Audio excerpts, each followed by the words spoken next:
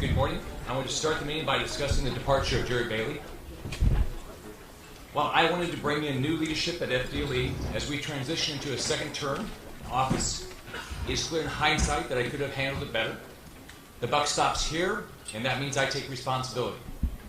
I am focused on working together today on creating a more transparent and predictable process for transitioning cabinet agency leadership as we move forward. I cannot stress how important it is to add clearly defined accountability and clearly defined measurement to our cabinet agencies. In the private sector, there are no lifetime jobs. In successful companies, no worker is immune from regular performance reviews that determine whether they are meeting clearly defined objectives. State government should be no different. Taxpayers expect the government they pay for to be efficient and productive. That is why today we're proposing a process that would add annual reviews to all cabinet agency leadership positions. With this new, more transparent and predictable process, all cabinet agency leadership, including FDLE, will be up for review in June of this year. During that review, any member of the cabinet can make a motion at our public meeting for the cabinet to consider the removal of an agency head and begin a search for new leadership. If we are able to agree to a new, more transparent and predictable process today, I would like to invite the current leaders of DOR, OFR, and OIR to the next cabinet meeting to specifically discuss their accomplishments and their specific goals for their agencies and how those goals serve the needs of Floridians. We each have our own goals, but I think we need input from the whole cabinet to set agency goals together. Before I open up for discussion, I want to add that searching for new leadership is often important to bring in new energy and fresh ideas. In fact, we have made changes all across state government as part of a transition to a second term. Successful companies have regular reviews, measurement, and accountability, all tied to company objectives. Adding measurement, accountability, and regular reviews is the best way to ensure there is no favoritism among leadership and that every appointed official is focused on what is best for the citizens of our great state. We have a proposed process for discussion today that builds on the process designed by Commissioner Adam Putnam. But I think we need to have a bold discussion about the best process moving forward. We need everyone's input on this. It is important that we work to make the entire process for transition cabinet agency leadership more transparent and predictable. I look forward to hearing everyone's ideas, and I have additional copies of the proposal for those who may need them. So, if each of the other cabinet members have some ideas on the process, I'd love to hear them. Governor, I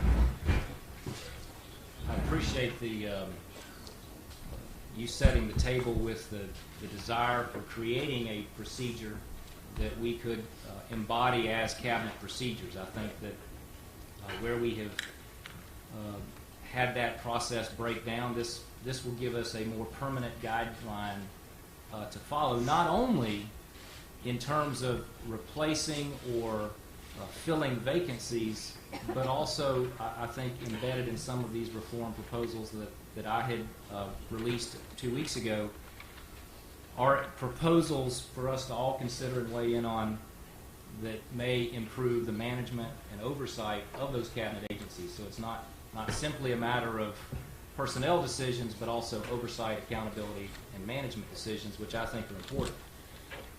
The cabinet process, the cabinet system has served Florida well and can continue to serve Florida well. I'm honored to be a part of our constitutional cabinet system. There was an effort to remove the Commissioner of Agriculture from that in the last Constitutional Revision Commission, and thankfully that idea was rejected. And I think that all of us are better when we combine our ideas and our thoughts, and so if I may, I would just suggest that we take these proposals up on an individual basis rather than as a collection. I think that we'll get a better input from each of the four of us, perhaps even guided by some insight in terms of the way the Constitution lays out very different requirements for specific offices, not not each of the cabinet agencies is treated the same under the Constitution or under the statutes, so we have to be careful about adopting a general statement. But I would just recommend that for the purposes of this meeting, that we take these ideas up individually, ratify or not ratify them as ongoing procedures for us, and take up any additional proposals. I know that others have certainly had some time to think about this and are likely to have thoughts on it as well.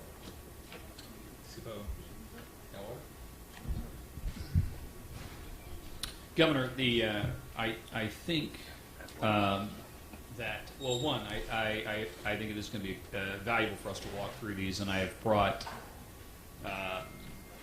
some additional matters that I'd like to talk to in this process that I'll speak to in just a moment, and hope that we would see a way to incorporate them in the conversation and to affirm them as a policy and a process by which we would act.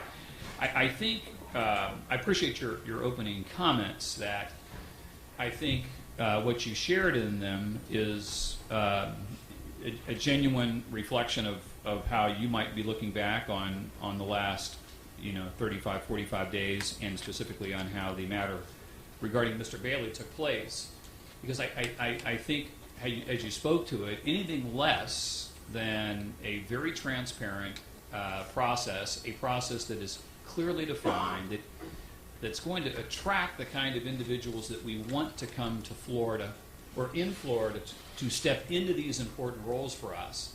I think their expectation is that they're going to see how this cabinet will work with them to develop their mission, how we'll work with them to develop the criteria by which we would measure their advancings towards achieving that mission, where there are shortcomings, how we would work together to address those shortcomings. Because I would certainly imagine at this very moment, individuals who would be watching would, I think, rightfully have some concern that how might my particular leadership role be addressed or handled by that cabinet. And as you would also use the word that in the lack of all that, there's going to be a perception of favoritism and how someone gets a role and steps into that role. And I think clearly, and I'd asked to be considered a revisit of Mr. Swearingen's appointment, that I believe there is a perception and how that came about. Again, granted, the authority does rest in you as the appointing officer. How that came and the discussion that's followed, I want to be sure Mr. Swearingen is believed by all parties, the public included, as one who has stepped into a role because of all his credentials and his experiences, and there was nothing else about that appointment. And I think I would still hope, I hear you saying June is the time that we would be revisiting. You're recommending that, Governor, if I understand that, June would be a time that we'd revisit that. I would hope that that we would all then work in the spirit that gives Mr. Swearingen time, but it also, again, leaves us the opportunity to be sure we don't put someone in a position where the opportunities to succeed is minimized by the perceptions of how they may have been selected or placed into that position, which I do believe exists at this moment. I see it's not on the agenda, but I will work with us being sure that we assist Mr. Swearingen every way possible until we have that visit. If I might add then further, what I'm going to suggest today and pass out as for consideration is, I think what has been the spirit behind all of our conversations here is that it would be important for us to look at value propositions today. Every one of us was elected on a communication and a narrative that we seek to add value, and the very agencies that we may have responsible for individually, there is a value proposition for that agency for the taxpayer's benefit. So I'm going to ask that we enlarge the we expand the conversation today, and whether it's complete at the end of this meeting is not as important to me as that we consider embracing a broader agenda, and that is, rather than simply rushing to see if we can create performance measures today, but in fact, what is the purpose behind those measures? What is the purpose behind that agency? What is the mission of that agency to achieve? have all of us taken responsibility to articulate and to clearly and to wrestle with the mission of each one of these agencies, so that when we're putting something to paper, it is put to paper in a very holistic, productive, positive endeavor to see that mission is achieved in advance, and we can then breathe life into such measures so that individuals could understand they are based in the underlying mission of value to taxpayer, and not just their legacy measurements that may be easiest to find or the data is easiest to gather, but instead, Governor, we are looking with a critical eye that these agencies are delivering on the value proposition for which we believe they should be in existence. So I will hope that there'll come a time in the conversation, Governor, for us to broaden the conversation, and that as much as I would like to see us complete the day with going forward expectations of how we will work at these, my goal would still be that if it takes time for senior staffs to come back with final proposals, I want you to know I'm going to be absolutely fine with that. In the end, what I want is a far better system and a far better process, but based in the creation of far greater value to taxpayers, not just to get it done. Thank you. Governor, I know you are a man of great character, and I'm encouraged that you have presented a plan to improve our system. Commissioner Putnam, thank you for your proposal as well, and same to you, CFO. You are all men of great integrity, and I know our ultimate goal is to work together. Both of the proposals from the Ag Commissioner and from the Governor have good suggestions and ways to bring more transparency, which we clearly know we need, to our system. We have to have, but conceptually, I can support the spirit in which they're presented. But as Chief Legal Officer, I can't support something that could be interpreted as being in conflict with our state statute. You can read our statute. What should happen is laid out clearly in the statute. For example, and we just discussed this in this meeting, for example, highway safety, OFR, and OIR. The governor simply cannot make an appointment without the approval of the cabinet members at a public meeting. And Governor, I believe you just suggested that we do that at a next meeting, discuss that publicly.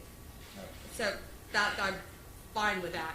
The proposals, Commissioner Putnam, that you suggested, the one that I have some concern over is appointing an interim head, because that could be in violation, that could be interpreted to be in violation. I think all that needs to be talked about in an open public forum. So that could be in conflict of state law, and we're working on that and we're discussing that. These plans offer more accountability and a review of the process, but we don't need an actionable item or a new rule.